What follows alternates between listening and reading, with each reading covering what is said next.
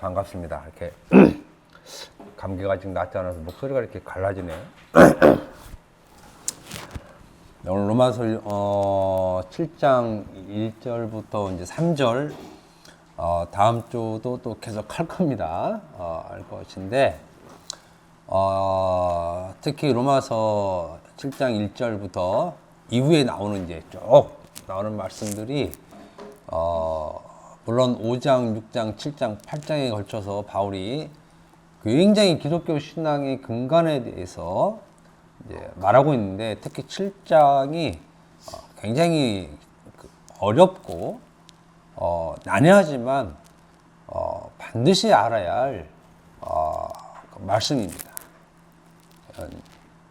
이 시간, 다음 시간, 또 그 다음 시간까지 하여튼 끝나는 데까지 제가 좀 말씀을 전할 것입니다. 이 말씀을 듣기 전에 제가 이제 로마서 7장 1절 말씀을 들어야 하는 이유에 대해서 서론적으로 말씀을 여러분들에게 드리고 그리고 7장 1절의 말씀을 전하도록 하겠습니다.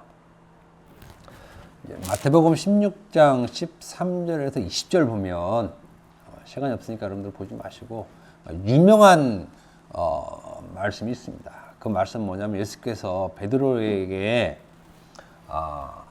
제자들이 있을 때 제자들에게 얘기를 하죠. 너희는 나를 누구로 하느냐 이런 질문을 합니다. 너희는 나를 누구로 하느냐. 근데 이때 시몬 베드로가 대답하여 이르되 주는 그리스도시요 살아계신 하나님의 아들이십니다. 라고 이제 대답을 합니다. 질문에 대한 대답. 그러니까 예수께서 야, 네가 보겠다. 이를 내게 알게 하신 이는 혈육이 아니요 하늘에 계신 내 아버지다라고 얘기를 하면서 예수님이 이러십니다. 너는 베드로다. 이렇게 페트라 이렇게 얘기죠. 베드로라. 내가 이 반석 위에 내 교회를 세우겠다라는 이제 교회를 세우겠다는 말을 처음으로 이제 이렇게 베드로를 통해서 이제 언급을 하시죠. 교회라는 이 전혀 그 당시 사람들이 전혀 알지 못하는 생소한 이런 교회라는 언어를 사용합니다. 그 전에는 이제 사람들이 주로 이제 회당이라는 용어들이 자기 세계에서 익숙한데 그래서 교회라는 이 말을 하십니다. 처음 혹은 최초 교회의 기원에 대해서 예수께서 말씀을 하고 계신 것입니다. 그러니까 예수께서는 우리가 지금 보이는 이 수많은 이 교회의 가장 기본이 되고 근간이 되는 교회의 근본을 반석으로 표현을 하십니다. 반석. 그러니까 이 반석 위에 교회를 세우겠다라고 말씀하시므로 교회의 근간은 반석 위라는 것을 말씀해 줍니다. 그냥 교회는 기본적으로 반석 위에 세워진 곳 이렇게 우리는 알고 있어야 되죠. 성경은 이렇게 이제 미리 우리에게 이렇게 말씀해 줍니다. 교회란 무엇인가? 반석 위에 세워진 곳. 그러면 반석 위에 교회는 세워져야 되고 이 반석 위에 세워진 곳이 교회구나 라고 우리는 1차적으로 교회에 대한 정의를 알아야 합니다. 왜? 이거는 예수께서 하신 말씀이기 때문에 이 정의를 뛰어넘는 정의는 없습니다. 교회의 정의는 반드시 반석 위에 세워져야 된다는 것입니다. 그래서 반석 위에 세워진 교회가 참 교회, 하도 거짓 교회들이 많아서 이런 참 교회란 말을 쓰는 것도 이상하지만 교회는 반석 위에 세워진 교회가 참 교회입니다. 그런데 예수께서는 이 반석이라는 반석의 수식어, 관사나 정관사 이걸 넣죠. 이 반석 이렇게 얘기합니다. 천주교에서는 이 반석을 베드로로 얘기하죠. 페트라가 반석, 돌이니까 바위 뭐 이런 거니까 베드로로 칭하는구나 해서 베드로를 초대 교황으로 이렇게 시작을 하죠. 거기서부터 기독교의 뿌리가 된다라는 식으로 얘기하지만 성경은 그렇게 얘기하고 있지 않죠. 여러분들이 성경을 보시면 압니다. 이 반석 위에 내 교회를 세우리니 했을 때 이 반석은 베드로가 고백한 말에 의한 반석이에요. 그러니까 베드로가 아니라 베드로가 한 말 위라는 거죠. 그죠?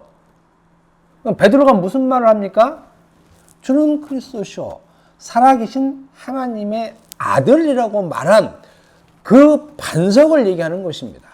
그 반석을 베드로라는 존재의 반석이 아니라 베드로가 고백한 주는 그리스도시요 살아계신 하나님의 아들이시니다라는 말의 반석이에요. 말의 반석.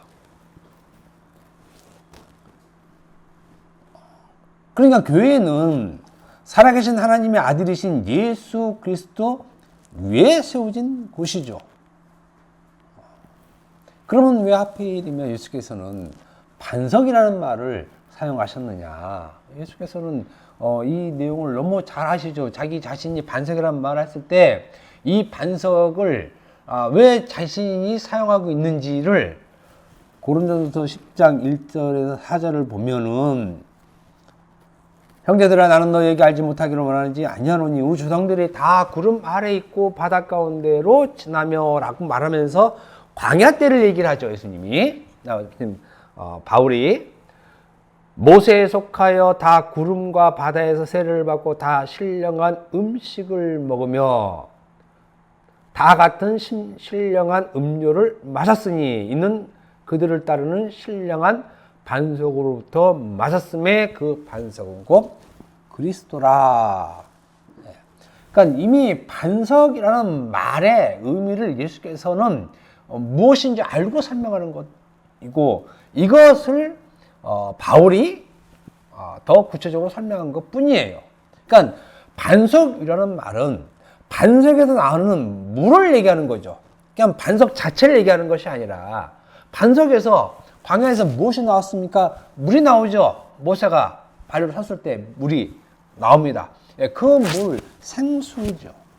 생수. 그런데 이것을 바울은 신령한 음료라고 얘기합니다. 신령한 음료. 그냥 물을 그냥 시원한, 차가운, 맛있는 이런 것이 아니라 신령한 음료라고 물 이렇게 표현합니다. 그러니까 반석은 그냥 단순한 반석이 아니라 그 반석의 내용물이죠. 그 내용물에선 전혀 상상할 수 없는 물이 나오는 것입니다. 그런데 그 물을 신령한 물이라고 얘기를 하죠. 반석에서 나오는 것은 물이며 그 물은 신령한 물입니다. 그런데 이 신령한 물을 예수께서는 어떤 식으로 표현하냐면 반석에서 나오는 물을 어떤 식으로 표현하냐면 영생하도록 솟아나는 샘물이라고 표현을 합니다. 요한복음 4장 14절 내가 주는 물을 마시는 자는 영원히 목마르지 아니하리니 내가 주는 물은 그 속에서 영생하도록 솟아나는 샘물이 되리라. 신령한 물은 영생하도록 솟아나는 샘물입니다. 이 샘물이 살아계신 하나님의 아들 예수 그리스도입니다.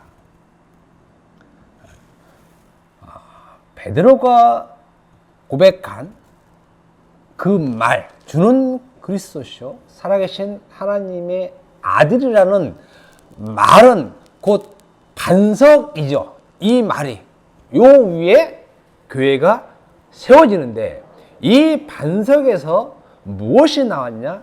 신령한 물이 나오죠.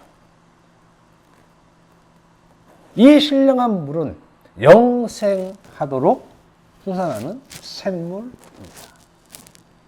그리고 그 샘물은 예수를 얘기합니다.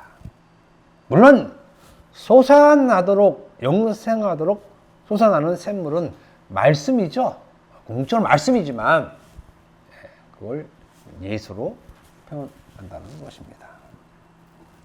그래서 교회는 반석 위에 세워진 곳으로 그곳에서는 신령한 물 곧 영생하도록 솟아나는 샘물이 흘러나오는 곳이 교회죠. 교회에서 흘러나오는 것은 무엇이냐면 오직 예수의 이름, 주는 그리스도시요 살아계신 하나님의 아들이라는 그 이름만이 나오는 것이 교회라는 것입니다. 교회라는 말의 정의는 매우 단순하고 사실은 심플합니다.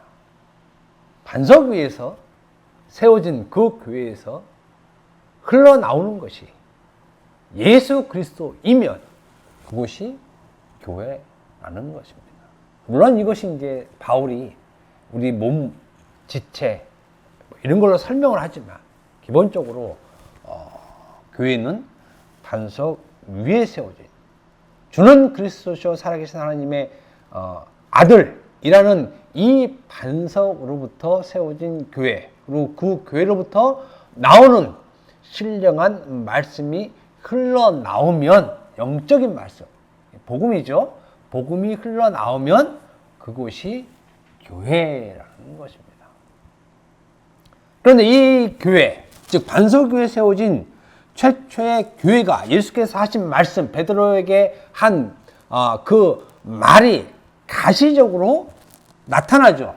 눈에 보이게. 예수님은 보이지 않는 교회를 얘기했는데, 반석, 즉 자신을 얘기했는데 자신의 실체가 드러난 때가 바로 오순절 성령 강림 때 교회가 등장을 하죠. 그래서 우리는 그 교회를 이제 초대교회라고 얘기하는 것입니다. 오순절 성령 강림 때에 처음으로 교회라는 실체, 반석 위에 세워진 교회의 실체가 드러나는 것입니다.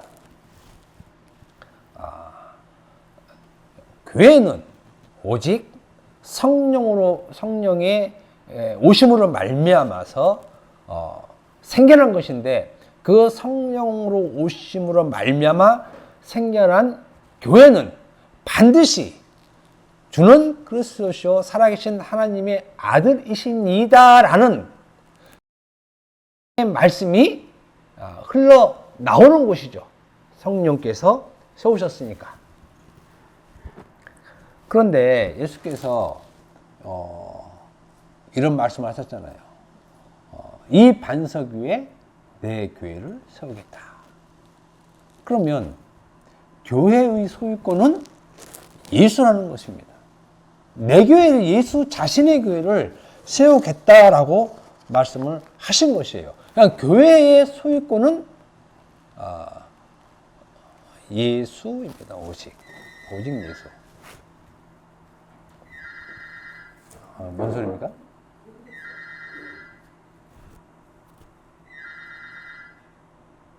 잠시만요.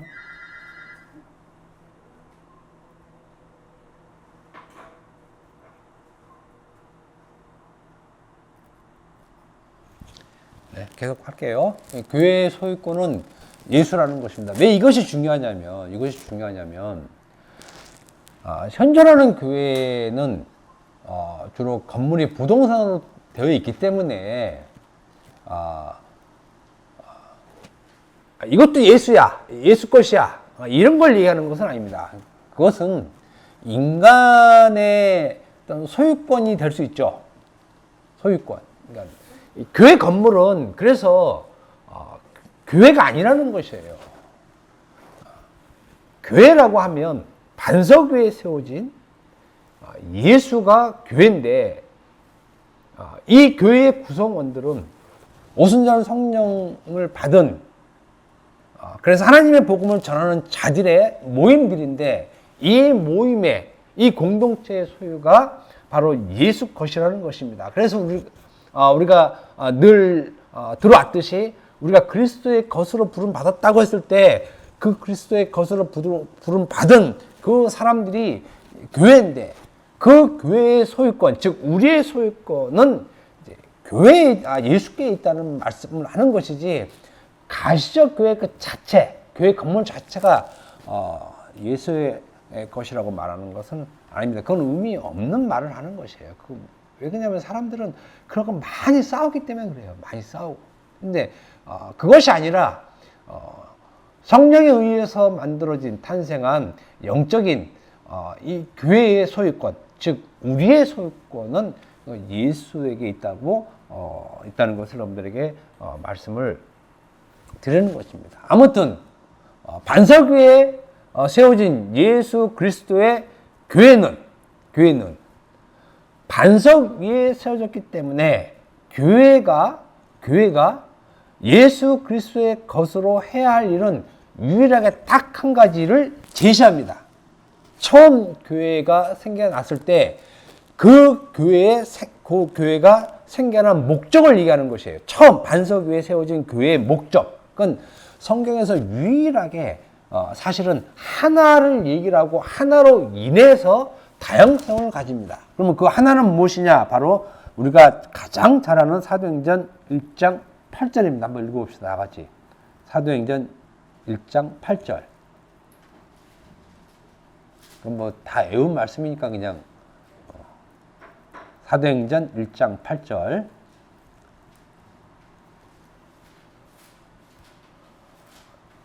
다 같이 읽읍시다. 시작.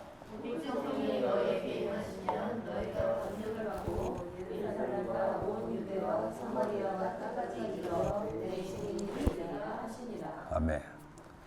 그러니까 예수께서 베드로에게 이 반석 위에 내 교회를 세우리라 했을 때 그 반석 위에 세워진 교회는 오순절 성령 강림 때 발생하고, 오순절 성령 강림 때 발생한 교회의 목적은 왜 교회를 발생시켰냐 하는 그 교회의 목적은 오직 예수께서 하신 말씀, 내 증인이 되게 하기 위해서라는 것입니다.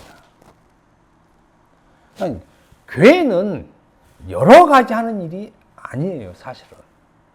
교회의 목적은 예수께서 하신 말씀 그 자체예요. 내가 너희에게 성령을 보낼 거야. 왜 너희에게 성령을 보내냐면 너희가 교회 되게 해서 그 교회로 하여금 내 증인이 되게 하기 위한 것이야. 이것이 교회의 유일한 목적입니다. 그러니까 이 목적 외에 교회가 다른 것을 하면 성령 받지 못한 결과가 나오는 것입니다. 우리는 예수께서 하신 굉장히 단순하지만 명료한 말씀에 대해서 굉장히 등한시해요. 그렇기 때문에 우리의 신앙이 자꾸 엉뚱한 방향으로 가는 것입니다. 예수께서 제시한 것은 분명히 훅 이렇게 제시를 했는데도 불구하고 우리는 그 제시한 그 제시의 목적에서 자꾸 다른 것을 찾아요. 다른 것을 찾아. 그렇기 때문에 신앙 자체가 그릇되어 가고 있다는 것입니다. 증인의 삶을 살게 하기 위해서 우리를 반석 위에 세우신 예수의 교회가 되게 했다는 것입니다. 인간을 위한 교회를 되게 한 것이 아니라는 것이요. 그 목적도 없습니다. 그러면 우리가 증인이 되기 위해서는 무엇을 해야 하느냐? 뭐 그야말로 우리가 막 열정이 막 넘쳐서 지하철에서 예수 천국 불신족 막 이렇게 해야 되느냐? 요즘에 제가 가끔 유튜브 보면은 그 젊은 그 청년이 이렇게 버스킹 같이 이렇게 놓고 찬송 잘하더라고요, 정말. 하면서 하나님은 여러분들을 사랑하십니다. 하나님은 여러분들을 위해 항상 함께 하시고 여러분들의 모든 어려움과 수고를 하나님 담당해 주십니다고 막 찬송하고 굉장히 좋아요. 그게 보니까. 근데 그런 그 열정, 그건 아주 가상한데 그거는 절대 예수를 증거하는 것이 아니에요. 0.1도 예수를 증거가 되지 않습니다. 예수를 증거하는 증거는 하나예요. 복음입니다. 복음. 찬양을 하는 것도 좋은데 이건 다 외적인 거잖아요. 외적인 거. 가령 우리는 알몸으로 다녀도 돼요. 그죠? 그냥 뭐 걸어 다니는데 지장 없잖아요. 알몸으로 다녀도. 그렇지만, 좀 그러니까, 신발도 신고 옷도 입고 뭐 이러는 거잖아요. 그냥 기본적으로. 그러니까 찬양을 하고 이러는 건 혹 복음을 위한 적당한 수완이 될 수 있지만 이 자체가 찬양하고 뭐 이런 것이 직접적으로 예수를 증거케 하는 것은 전혀 없다는 것입니다. 예수를 증거하기 위한 유일한 수단은 복음이에요. 복음을 아는 것이라는 것입니다. 복음을 아는 것이 하나님을 아는 지식이 되는 것입니다. 그리고 그리스도를 아는 지식이 되는 것이고, 우리는 그리스도를 아는 지식 혹은 하나님을 아는 지식에 대해서 조금 약간 좀 부담감을 갖든지 좀 이런 경우가 있어요. 왜? 꼭 하나님을 지식적으로 알아야 전할 수 있느냐 이렇게 얘기하는 사람이 있는데 무식한 소리예요. 무식한 소리. 하나님을 아는 지식은 그냥 일반인에게 쉽게 보여되는 능력이 아닙니다. 그건 성령에 의해서 진행되어지는 일이기 때문에 하나님을 아는 지식, 곧 복음이라는 것은 하나님께서 그 지식을 줘서 전하게 하시는 능력이기 때문에 우리는 반드시 그 복음에 대해서 알아야 된다는 것입니다. 그래서 제가 이렇게 서론을 쭉 교회됨, 교회의 목적 이렇게 쭉 얘기하는 것은 로마서 7장 같은 말씀을 알아야 이것을 복음으로 증거할 수 있기 때문에 그렇다는 것입니다.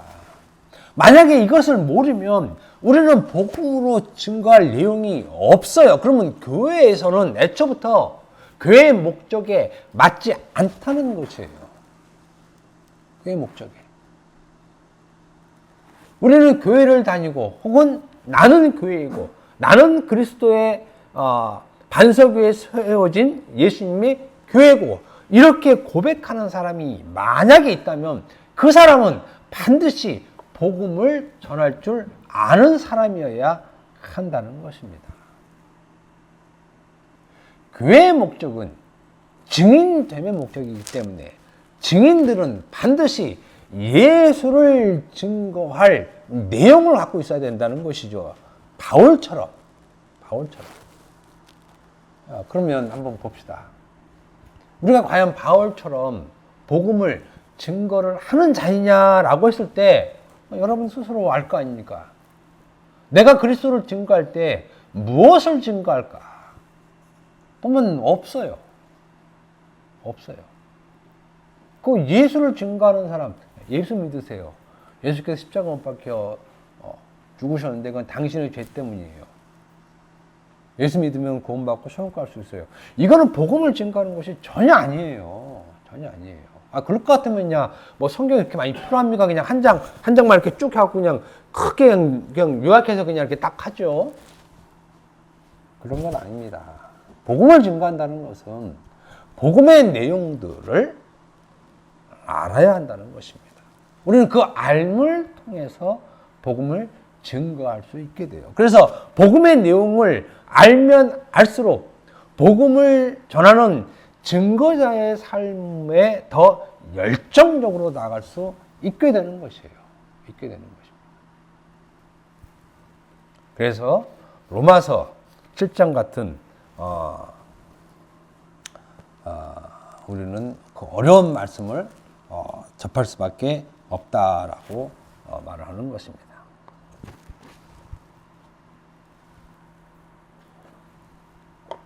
오늘 로마서 7장 1절에서 3절을 읽었는데 예수 믿음에서 가장 기본적이고 근본적인 필수 요소가 있습니다. 요소가 있어요. 예수 믿음에 있어서 그것은 예수를 주로 고백하고 이런 것이 아니라 율법에 대한 올바른 이해가 있어야 됩니다. 먼저 율법에 대한 올바른 이해. 이것이 예수 믿음의 필수 요소라고 말하는 이유는 예수 믿음은 율법의 올바른 이해로부터 예수 믿음이 발생하기 때문에 그렇습니다. 예수 믿음은 단순하게 어떤 사람의 전도에 의해서 내가 죄인인 줄 알았구나. 이 죄를 예수께서 구원해 주셨구나. 이렇게 되는 것이 아니라는 것입니다. 그거는 그 사람이 그 말만 들으면 잘못 들은 것이에요. 잘못 들어. 예수 믿음은 믿기 전에 이미 율법의 상태를 자기가 알고 있어야 되는 것입니다. 물론 시기적으로 앞뒤가 바뀔 수는 있습니다. 그렇지만 율법에 대한 온전한 이해 없이 예수 믿음은 발생하지 않습니다. 절대 그렇게 됩니다. 사도 바울이 오라 나는 곤고한 자로다. 이 사망의 몸에서 누가 나를 구원하랴라는 그 구원의 목소리를 낼 때 자기가 바라본 모습은 옛적에 율법 안에 있을 때의 모습이에요. 율법 안에 있을 때의 모습.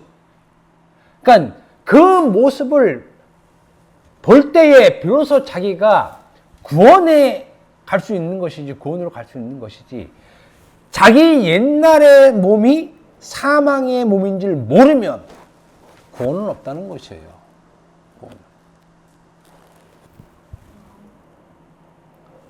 예수 믿음은 율법의 올바른 이해로부터 예수 믿음이 발생한다는 사실을 여러분들이 잊으시면 안 돼요. 그래서 율법을 그냥 단순하게 보시면 안 된다는 것입니다. 예수 믿음의 시작점, 율법으로부터입니다. 율법으로부터. 예수 믿음의 시작, 율법으로부터. 이게 복음의 시작이에요. 복음의 시작. 그래서 율법에 대한 올바른 이해 없는 예수 믿음은 존재하지 않습니다. 절대 존재할 수 없습니다. 예수 믿음은 반드시 율법에 대한 올바른 이해를 기반으로 가능하다는 것입니다.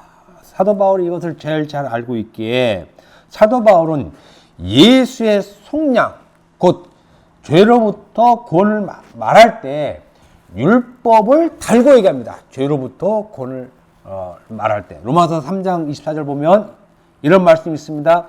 그리스도 예수 안에 있는 속량으로 말미암아 하나님의 은혜로 값없이 의롭다 하심 얻은 자 되었다라는 말에서 예수 안에 있는 속량을 얘기합니다. 속량, 값을 지불함, 그죠? 죄값을 지불함 이런 말을 하죠. 근데 예수 안에 있는 속량이란 어떤 속량을 얘기하느냐? 그것은 율법의 저주에 대한 속량입니다. 그래서 갈라디아서 3장 13절에 그리스도께서 우리를 위하여 저주를 받은 바 되사 율법의 저주에서 우리를 속량하셨으니 라는 우리의 속량, 우리의 죄값을 지불한 그 지불한 곳이 어디냐면 율법에 젖어 있다는 것이에요. 율법에 들고 있어요. 율법에. 그러니까 우리 죄를 졌어요. 죄를. 근데 내 죄가 옛날에 내가 누구 사람을 죽였어요. 이런 것이 아니라 그 죄값을 율법에 두고 있다니까요. 율법에. 그러니까 율법의 저주 그러면 또 이제 설명을 기니까 나중에 하고 죄의 속량.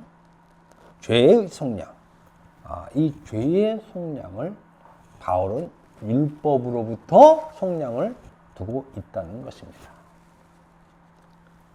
율법의 저주에서의 속량은 율법 아래에 있는 자들에 대한 속량입니다. 율법 아래에 있는 자들의 속량.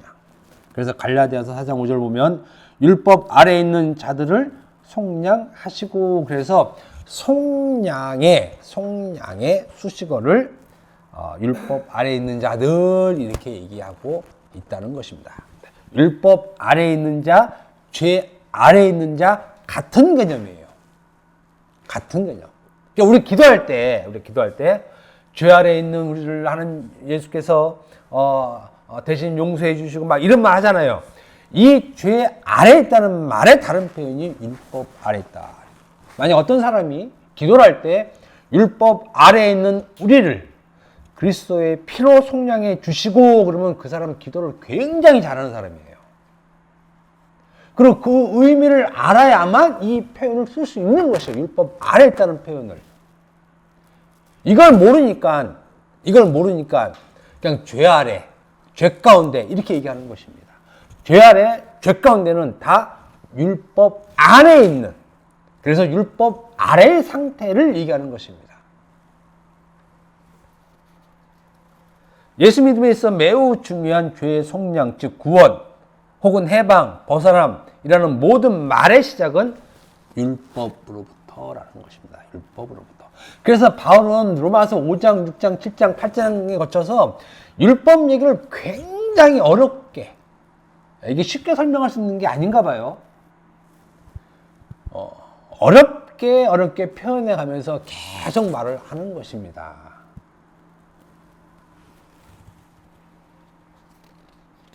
그렇기 때문에 예수 믿는 자들은 누구나 예외 없이 율법을 올바로 이해하고 있어야 하는 자들이라는 것입니다. 율법의 올바른 이해 없이는 죄의 속량, 죄로부터의 구원, 율법으로부터의 해방, 율법 아래, 율법 안에 이런 것들이 알지도 못하고 있을 수도 없다는 것입니다.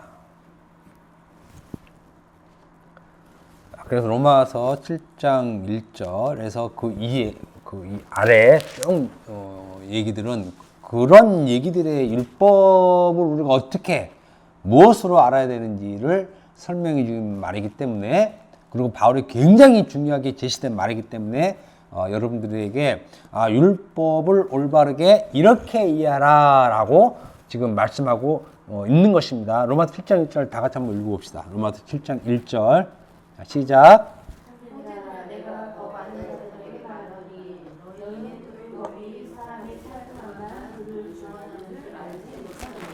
로마 7장 1절 이 말은 이거 진짜 이거 기독교, 그러니까 기독교 신앙, 오늘날 기독교 신앙이죠. 오늘날 기독교 신앙에서 율법을 자기 신앙의 근간으로 삼고 율법을 행하는 이 기독교인들에게 이 말씀은 완전히 그 신앙을 뒤집는 얘기예요. 그 신앙이 그냥 순도 100으로 잘못했다고 뒤집어 말을 어떻게 표현할지 모르겠지만 그걸 뒤집는 말이라는 거예요. 뒤집는 말.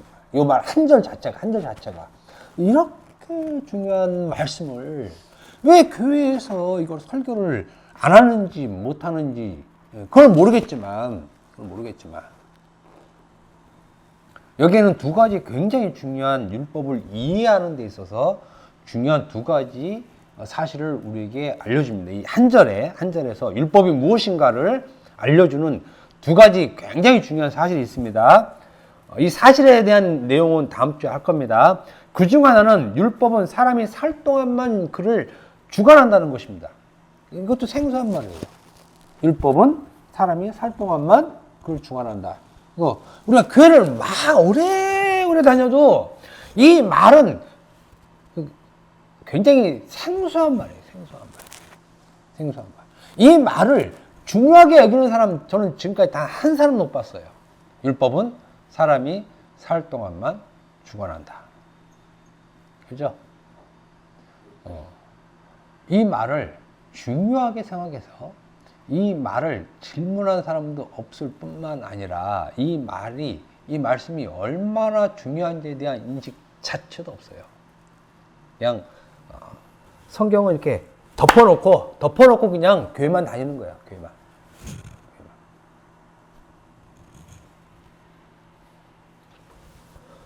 이 말을 달리하면 율법은 사람이 죽으면 그를 주관하지 못한다는 것입니다.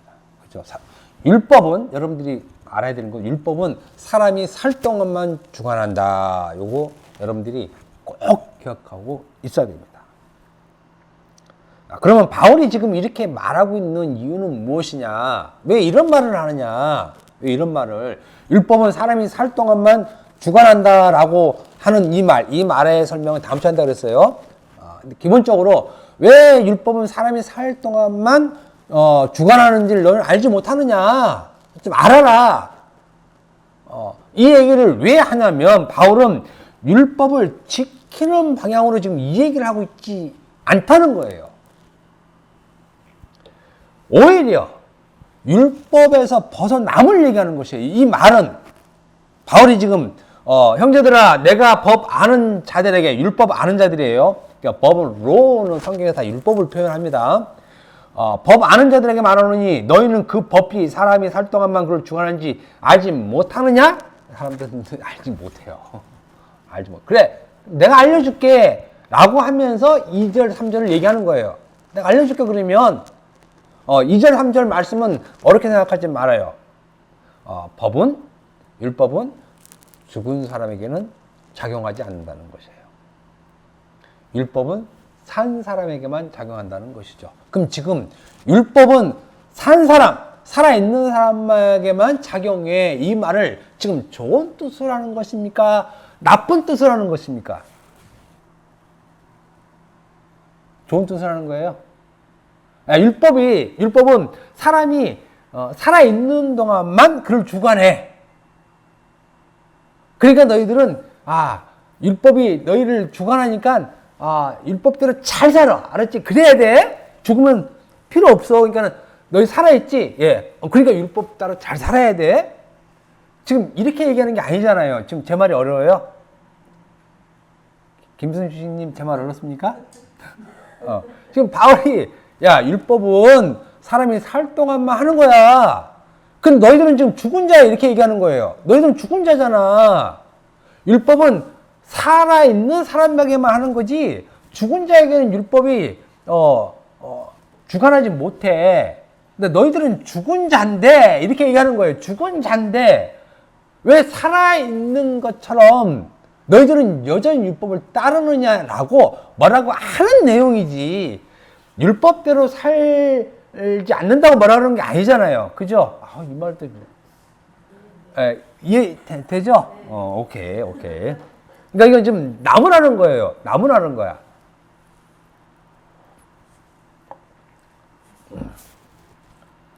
그러니까 바울은 율법에서 벗어남을 얘기를 하는 거지 율법으로 살으라는 얘기가 하는 것이 아니에요. 너희가 율법을 안다면 그렇게 하지 못한다. 그렇게 할 수 없다. 이렇게 얘기하는 겁니다. 그러면 바울은 이렇게 얘기했어요. 바울은 이렇게 얘기했는데 그럼 오늘날 기독교 사람들은 과연 그러느냐 안 그러죠?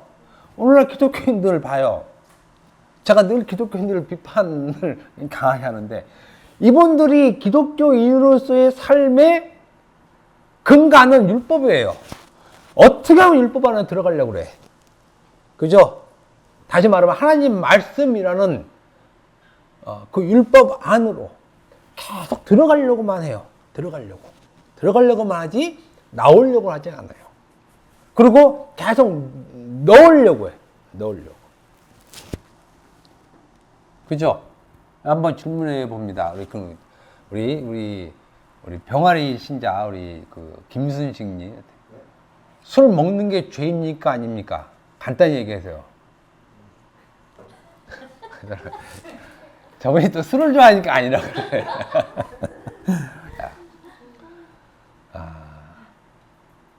술을 먹는 게 죄다. 만약에 그러면 술을 안 먹는 건 의죠. 그잖아요. 술을 먹으면 죄인데 술을 안 먹으면 의잖아. 이렇게 판단하는 것이 죄예요.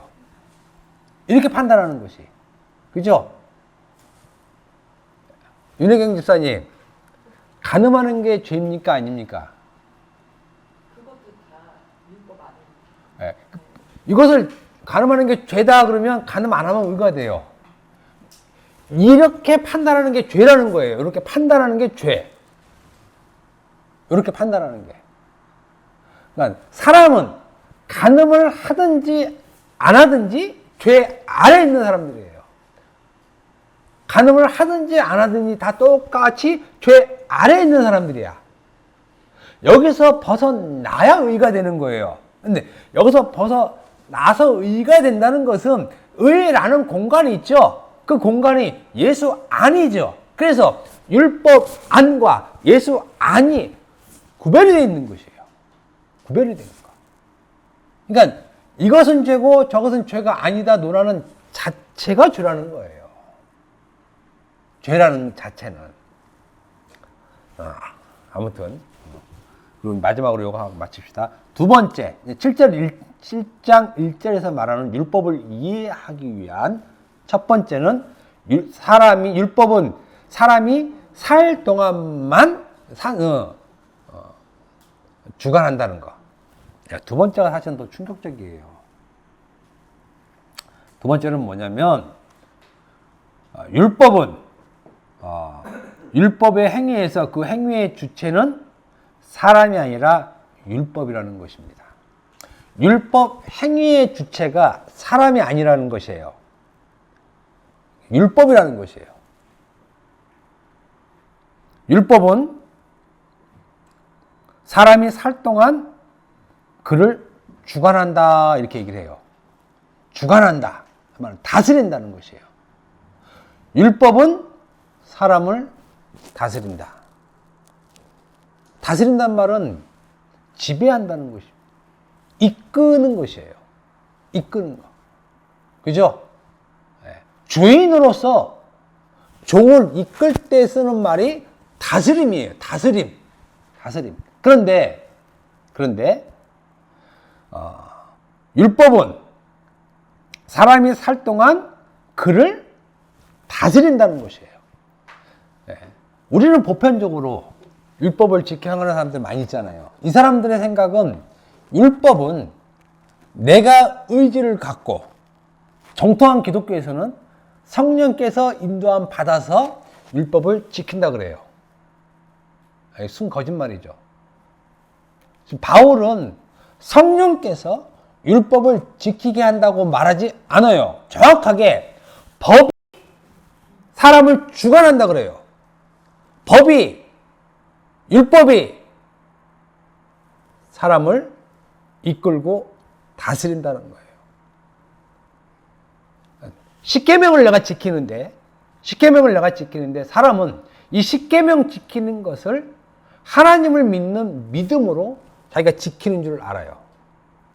그러니까 행위의 주체가 자기죠. 장로의 정통에서는 이것을 성화라고 해서 성령께서 이끄심으로 표현하는데 바울은 그 표현을 그렇게 표현하지 않습니다. 사람이 율법을 지키는 것은 사람이 굳건히 마음먹어서 인간이 할 수 있는 하는 것이 아니라 그렇게 하게 하는 그 자체가 율법이라는 것이에요. 가령 어떤 사람이 간음하지 말라는 계명을 보고 그래 나는 간음하지 않아야지 마음 먹습니다. 그러면 가상하잖아요. 계명을 보고 이렇게 하지 않겠다니 가상하다. 그런데 이렇게 마음 먹은 걸 누가 하냐? 율법이 하겠다는 것이에요. 사람이 자기가 자의적으로 한 것이 아니라 자기 의지로 한 것이 아니라 이렇게 마음 먹은 것은 율법이 하게 한 것이다. 율법이. 오늘부터 나 술 끊어야 돼. 좋죠. 그러면 막 이제 우리 술 끊는 사람들이 굉장히 자기 그 신앙의 치적으로 많이 삼아요. 전에는 만약에 술고래였어. 그냥 막. 그런데 제가 예수 믿고 술을 끊었습니다. 이렇게. 그러면 이제, 집사님, 이렇게 갑자기 이렇게 나옵니다. 이렇게. 근데 요것을 율법이 했다 그러는 거예요. 그러니까 지금 좋은 게 아니죠. 지금 좋은 게 아니에요. 이렇게 한 게 지금 좋게 말하고 있는 게 아니라는 얘기입니다. 그러니까 우리는 지금 신앙을 정 반대로 하고 있다는 것이에요. 예수 안 믿던 사람이 예수를 믿으면 믿는 그 행위가 있잖아요. 아, 전에는 술을 많이 먹었는데. 그죠? 아, 그런데 예수 믿고 끊었어. 그래서 나는 새 사람이 돼서 예수를 믿었어. 그러면, 아, 예수 믿으면, 아, 저런 그 행동 양식이 있어야 되는구나. 이렇게 알고 있는데, 바울은 요 패턴을 변화된 패턴으로 얘기하지 않고, 율법이 그래, 일로와. 이렇게 끊었다는 거예요. 율법이. 그래서 그 행위의 주체를 율법으로 얘기하지, 사람 자체로 얘기하지 않는다는 사실이에요. 그러니까 인간이 율법을 지키는 것은 자기가 지켰다고 하지만 사실은 그 지키게 된 그 행위의 근거는 율법이 끌고 와서 지키게 하는 거예요. 근데 이거 굉장히 좋은 평 같은데 바울은 이걸 굉장히 나쁘게 얘기하는 것이에요. 나쁘게 얘기하는 거예요. 야, 이거 좋은 얘기잖아요. 술 먹던 놈이 술 안 먹고 예수 믿겠다 하면 얼마나 좋냐 이거예요. 그런데 그것을 지금 바울은 나쁘게 얘기한다니까요. 우리는 좋게 얘기하는데. 그러니까 율법과 복음은 정반대의 이 길에 있는 것이에요. 누가 봐도 좋아 보이는 이것을 아니야. 그거는 율법이 너를 이끌어서 그렇게 한 거야. 라고 얘기하니까 사람들이 그걸 이해를 하겠냐고요. 당연히 이해를 못하지. 복음이 이렇게 어려워요. 우리들은 굉장히 선해 보이는 그 선함이 복음의 시각으로 보면 그게 죄가 된다니까요. 죄가. 그 죄로 보여야 되는 거예요. 죄로 보여야. 근데 그게 가능하냐 이거예요. 일반 사람들 눈에 가능하냐 이거예요. 가능하지 않다는 거죠. 바울이 지금 7장 1절에서 그걸 먼저 찍고 들어가요. 찍고.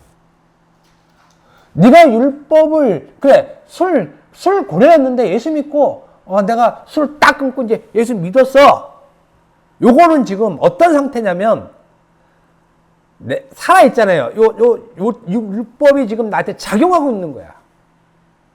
율법이 나한테 작용하고 있는 거예요. 율법이 작용해서 내가 이렇게 된 거지 성령이 이끌어서 내가 이렇게 된 게 아니라는 것이에요.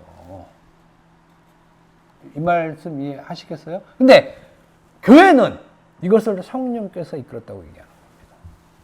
아, 이거 굉장히 치명적이에요. 그죠? 예수 믿는데 술, 담배를 다 해. 그럼 나쁜 놈으로 보잖아요. 그죠? 그래, 안 그래? 저만 그럽니까? 우리 집사님이 보니까 저 대포집에서 술 한잔 마시고 있네, 이렇게. 그럼 집사님이, 저 우리 교회 집사님대로 안 좋게 보잖아요, 벌써. 그죠? 그리고 이 사람이 뭘 하면 자꾸 안 좋게 봐, 이렇게. 왜 그러냐면, 사람들은 다 율법 테두리 안에 있기 때문에 판단을 그렇게 하는 거예요. 그렇게 하는 거죠. 그러니까 먹고 안 먹고 문제를 얘기하는 것이 아니라 시각이 그렇다는 거죠. 시각이. 그래서 자꾸 그 시각을 본다는 건 이미 자기가 율법 안에 갇혀 있잖아요. 그렇기 때문에 자꾸 그 시각으로 보는 거야. 그래서 사람들은 인간을 볼 때 율법으로 많이 보잖아요. 율법으로 와요, 다 인간은. 그건 당연해요. 왜냐면 율법 안에 있기 때문에. 그렇지만 복음 안에서의 시각은 그 시각이 왜 저렇게 보는지는 알고 있어야 된다는 것입니다. 그것이.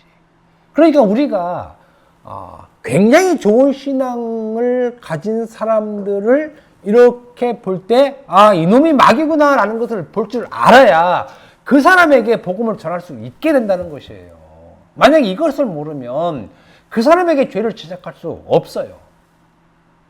가장 깨끗하고 깔끔하게 산 바울을 네가 나를 죽인 놈이다 라고 굉장히 강하게 죄인으로 지목하신 분이 예수예요. 그잖아요.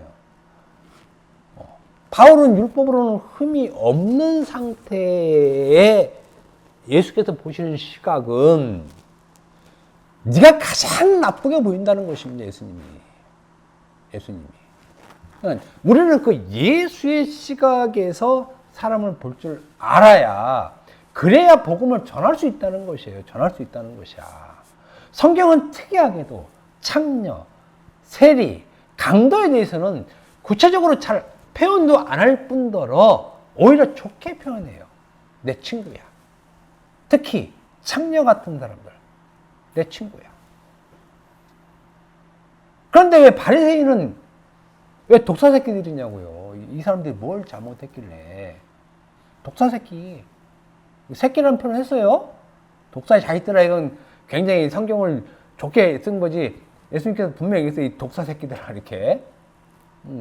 굉장히 나쁜 표현이, 우리 한국은 이 개 표현이랑 똑같죠.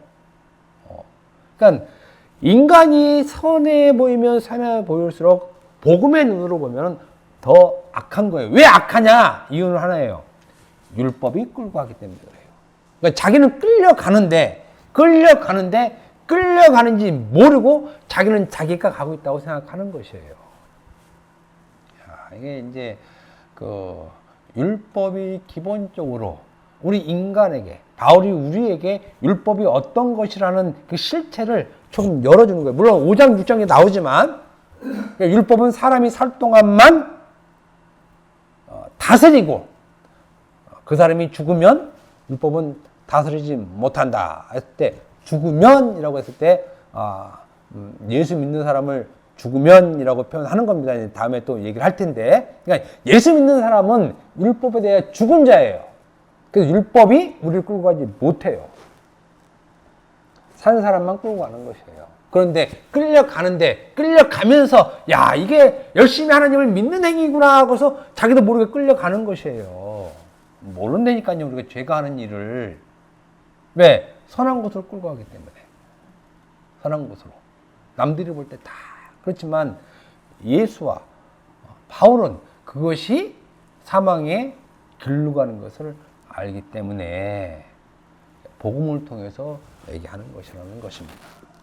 그러니까 여러분들이 이런 시간에 이런 것을 잘 듣고, 그리고 어떤 기독교인을 만나서 신앙 얘기를 할 때 그 사람이 무엇이 잘못되어 있는지 이렇게 알려줄 수 있는 것이에요. 말씀을 통해서.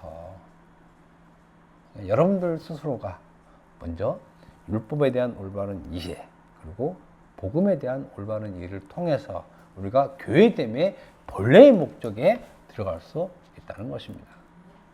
기도하겠습니다.